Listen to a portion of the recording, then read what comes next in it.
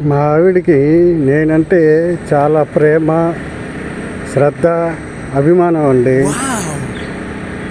ఎందుకో తెలుసా?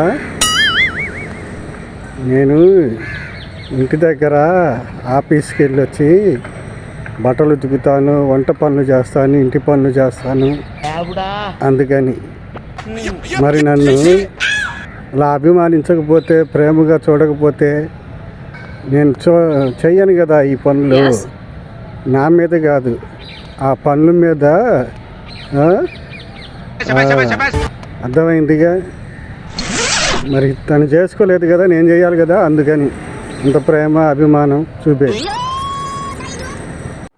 పెళ్ళి అంటే అర్థమేమిటో తెలుసా? మగాళ్ళకు కష్టాలు, ఆడవాళ్లకు సుఖాలను తెచ్చిపెట్టేది అని అర్థం. Over action చేయకరా.